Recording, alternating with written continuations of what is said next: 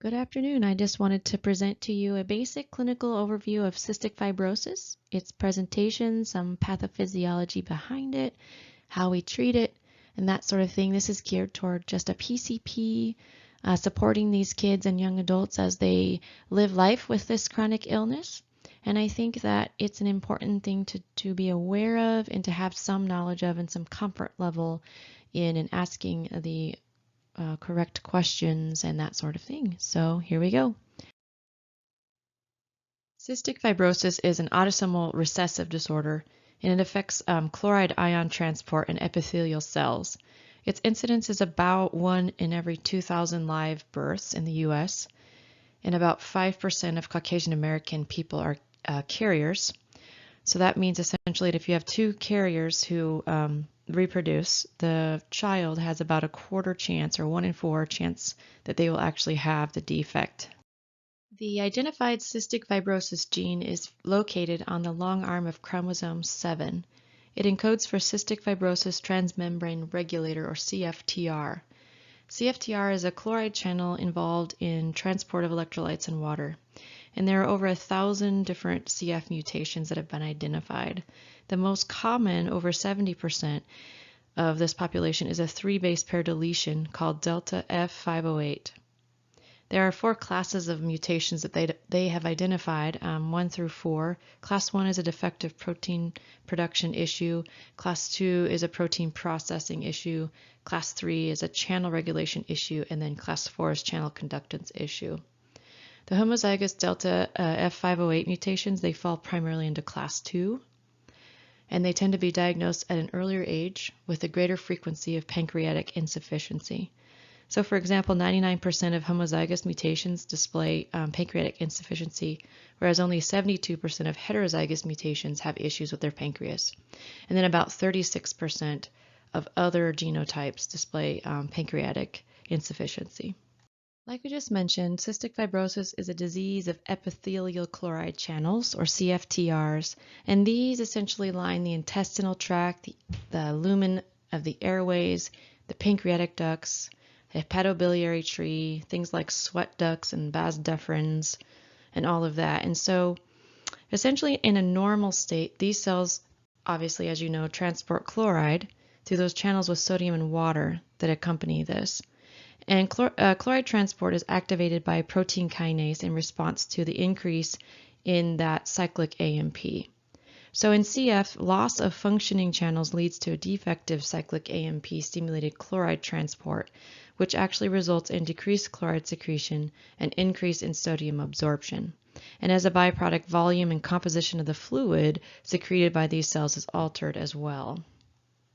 The pulmonary manifestations of cystic fibrosis can be basically summed up into a chronic bacterial endobronchitis. They think it's due to 3 mechanisms, including defective bactericidal activity, exaggerated inflammatory response, as well as altered mucus clearance. The airway surface liquid in CF patients has been noted to be deficient in antimicrobial factors that are typically present in a normal person's airway. Sinusitis and nasal polyposis are also fairly prevalent in CF. And GERD affects about 20% of CF patients and is due to an increased intra-abdominal pressure from chronic coughing, a decrease in the lower esophageal sphincter tone due to effects of the disease, as well as side effects of medications like theophylline. CF patients are also at higher risk for GI cancers, and they can be seen to have pneumothorax, and then eventually, if they live long enough or if their disease is severe enough, right heart failure. So within the lungs, the combination of persistent mucus plugging and inflammation leads to air trapping, atelectasis, and bronchiectasis that progress until respiratory insufficiency eventually develops. CF lung disease progresses from a small airway obstructions to the more generalized airways and then advanced restrictive airway disease, where entire segments of lung tissue become completely non-functional.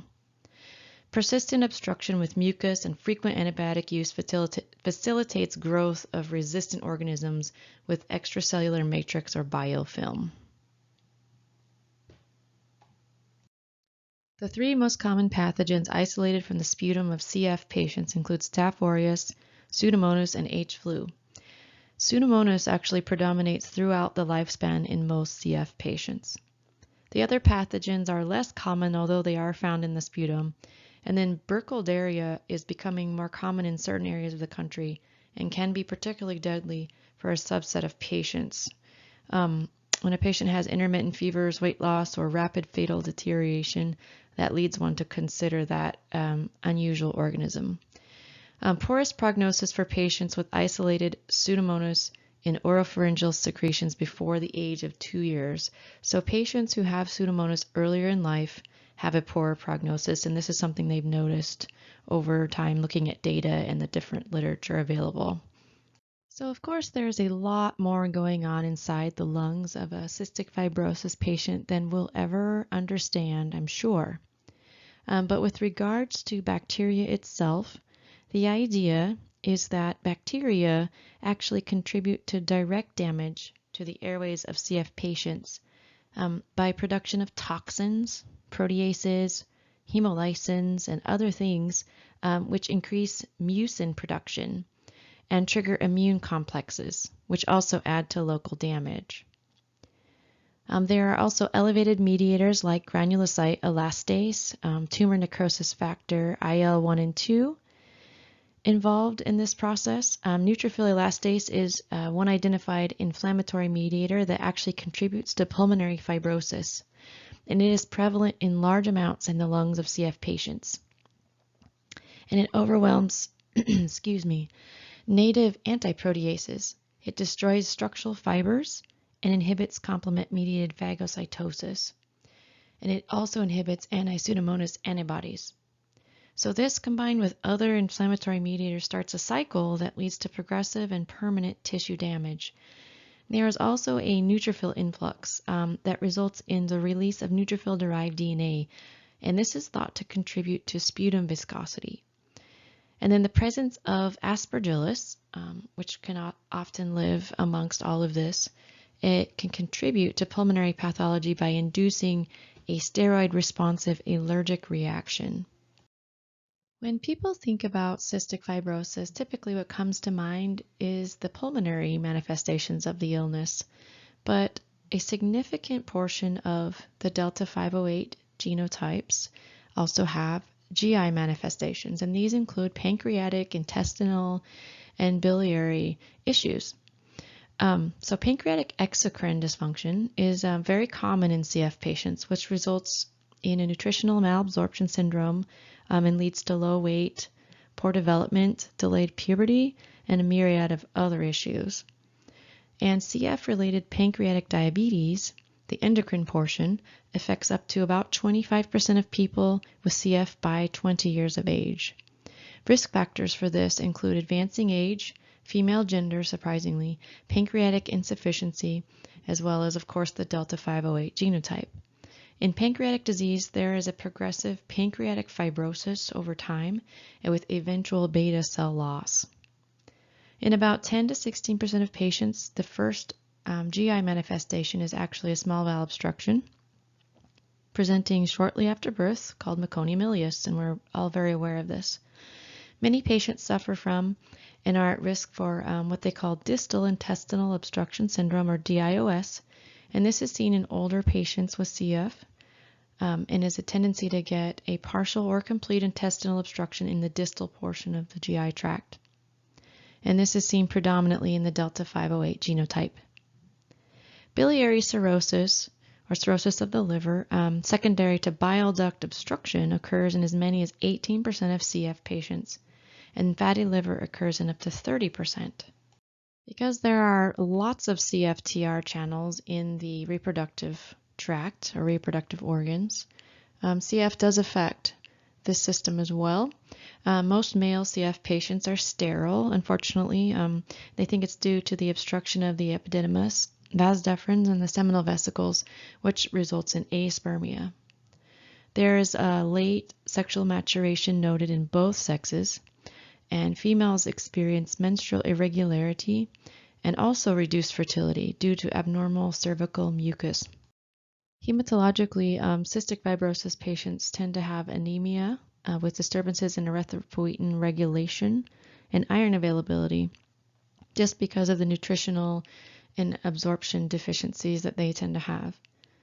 People with CF also tend to have a non-destructive arthropathy or arthritis, and they over time can develop osteopenia and osteoporosis just because of the vitamin D malabsorption and conversion, and the poor nutrition from being ill all the time and the malabsorption that goes along with that, limited physical activity and chronic acidosis. And in situations where the temperature is really high or they live in hot areas of the U.S. or the world, they can have a salt depletion. So they will have to be supplemented with salt at that point. Clinical manifestations noticed in children that cause parents to bring them in include a persistent cough with wheezing, recurrent pneumonias. Children will have a good appetite, but they just won't gain weight.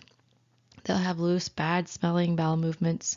They'll have a salty taste to the skin, and some kids can develop clubbing early in life, which is that enlargement of the fingertips there, due to chronic hypoxia.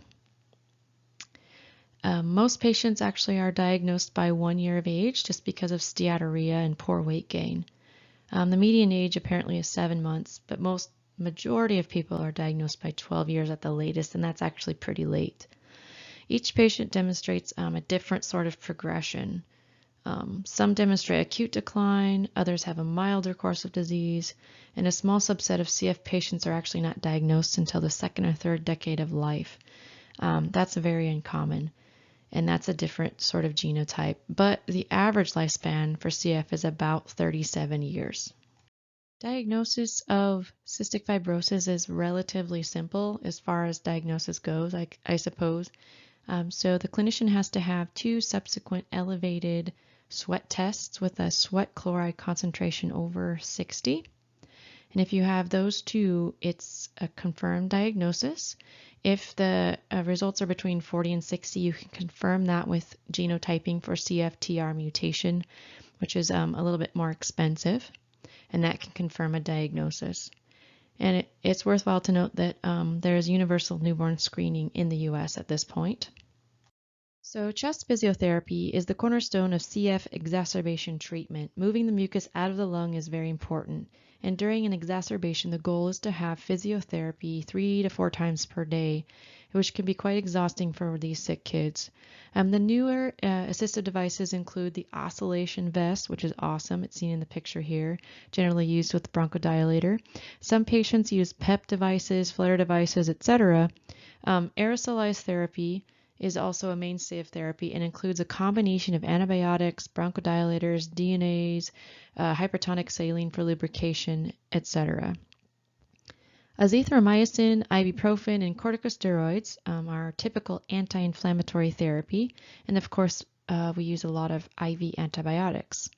So CF patients are colonized with many of the organisms we discussed in that prior slide, and actually the success of treatment depends on reducing the microbe burden and getting the mucus moving again so these kids can move on with their lives. So we never really eradicate the infection, as we discussed before. We're just kind of maintaining it, controlling it, so to speak. Another thing to note is that many CF patients have increased total body clearance for many antibiotics, including aminoglycosides, beta-lactams, Bactrim, etc. So higher doses of these may be necessary, which is why it's important to have a clinical pharmacist on staff or someone who knows this patient population dosing these drugs. Many CF patients require nutritional supplementation in conjunction with high-calorie, high-protein diets. Patients may utilize protein shakes, tube feeds, etc. Pancreatic enzymes are a part of the typical regimen for all CF patients and are generally dosed by either weight or units per fat gram. Weight-based dosing is actually more universal and can be used at any age. Typically, patients will take 1,000 lipase units per kilogram of weight per meal, and then about half of this for each snack. And if patients have high acid levels in the stomach and their enzymes just aren't working well, or they're requiring an abnormally large amount of enzymes, sometimes we'll add a PPI or a histamine blocker to reduce the acid and augment this regimen. Due to the pervasive vitamin deficiency, CF patients will take a daily supplement regimen combination, and typically we use ADE-KS vitamin combo.